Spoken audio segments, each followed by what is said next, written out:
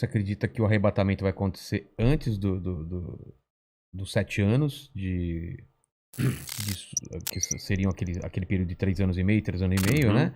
Ou durante, ou Tem depois alguns grupos que são pré-tribulacionistas, outros são A gente pós-tribulacionistas. tinha falado com o Rina né? aqui, ele falou que acredita que a igreja vai, se não me engano, vai ser antes da tribulação, né?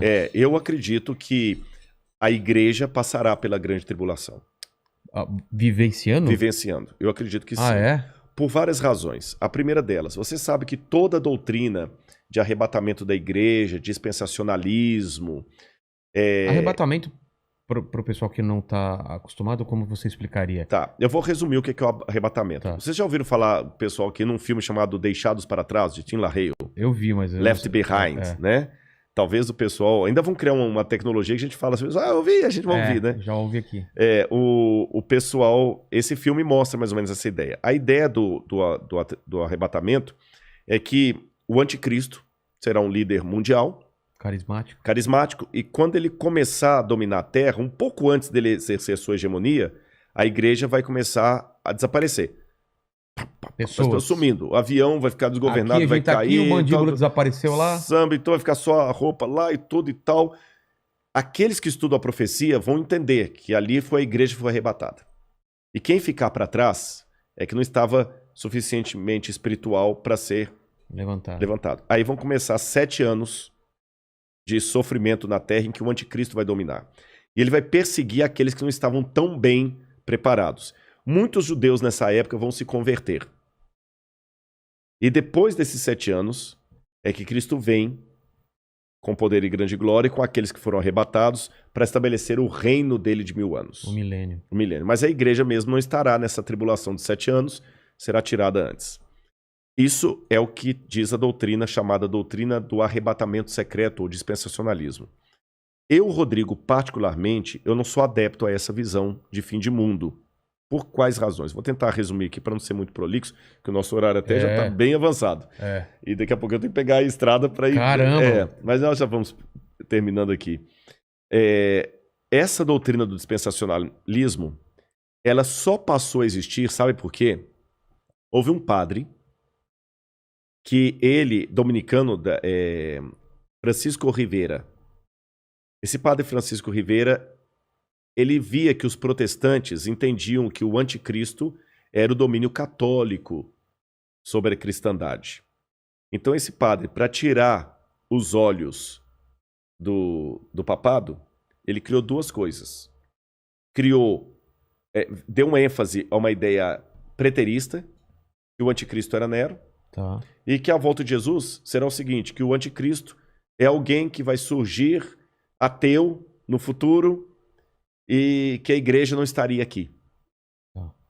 Aí, a ideia desse padre passou para um homem chamado Darby, um pregador. Isso eu estou falando já no começo do século XX. Darby começou a pregar aquilo, começou a empolgar, começou a dar mais ênfase, sistematizou tudo isso que eu estou falando. Aí veio, depois de Darby, veio Scofield e criou a Bíblia Anotada de Scofield, que se tornou a Bíblia de todos os protestantes. E na Bíblia de Scofield estava essa doutrina que ele aprendeu de Darby. E depois de Scofield, outros pregadores renomados começaram a propagar a ideia do dispensacionalismo, especialmente o Tim LaHaye, que ficou muito famoso. E isso hoje emplacou, especialmente no mundo evangélico, como sendo a visão de fim de mundo. Só que se você olhar atrás da história do cristianismo, o dispensacionalismo, com o arrebatamento da igreja, 7 anos de tribulação, tudo mais, não fazia parte nem dos ensinos de Lutero, nem de Calvino, nem de Zwinglio, nem de John Wesley, dos metodistas, nem dos cátaros, nem dos albingenses, nem nenhum dos que viveram a história do cristianismo. Dos protestantes, nem os cátaros, como eu falei, nem os valdenses, nenhum deles ensinaram isso. Nem a Igreja Católica ensinou isso. Se você for recuando mais, nem os pais da igreja ensinaram isso. Então, se fosse uma doutrina verdadeira, a gente tinha que admitir que é uma doutrina que ficou por 2000 anos. Vigente?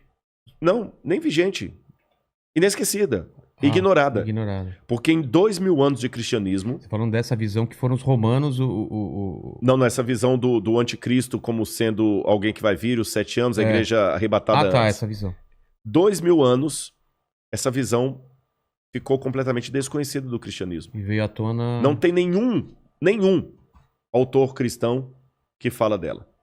Começou com Francisco Rivera, padre, e depois Darby e Hal Lindsey também, que vai vir depois de Hal Lindsey com Tim LaHaye, que vão propagar isso aí. E espalhou no mundo gospel. Mas, biblicamente, eu tenho dificuldade de aceitá-la por algumas razões. Em primeiro lugar, a volta de Jesus na Bíblia é descrita, e quando eu falo eu acredito assim, eu estou falando Lutero, Zwinglio, Calvino, todo esse pessoal aí, né? Ela será com poder e grande glória. Todo olho o verá. Até aqueles que o traspassaram. A Bíblia não fala de um arrebatamento secreto. Não fala. Em momento...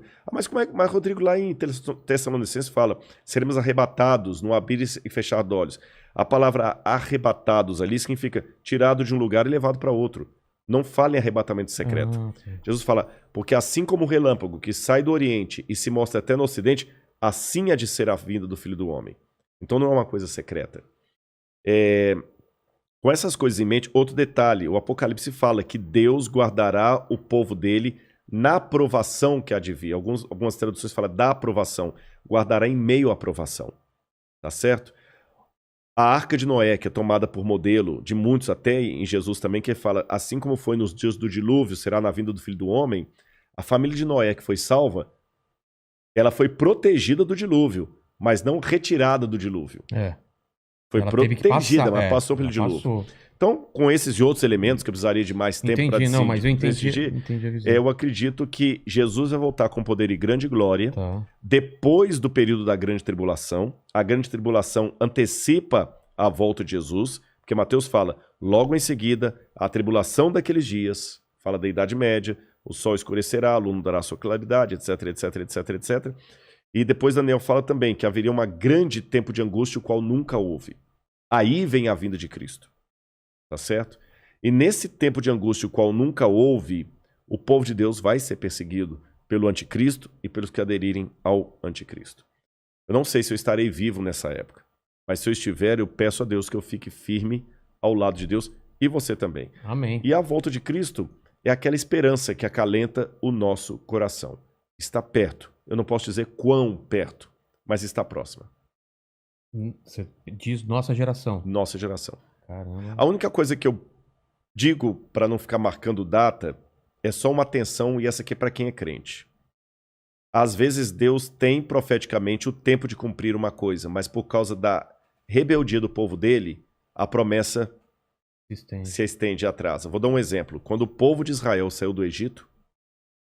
Era para ficar 40 anos? Não era para ficar 40 anos. Entendi. Então, se você tivesse conversando comigo na época que as pragas estivessem caindo no Egito e estivesse fazendo esse podcast, e aí? Lá em Mênfis, exatamente, e me perguntaram assim, Rodrigo, na sua opinião, a libertação do povo hebreu está próxima? Eu falo assim, olha, pelo que eu estou vendo dos indícios, o rio Nilo se tornando em sangue, os animais morrendo, está muito próxima a libertação do povo de Deus. E de fato estava, tanto é que na Páscoa eles saíram. Só que eles saíram do Egito, mas o Egito não saiu deles. Resultado, ficaram 40 anos morgando no deserto.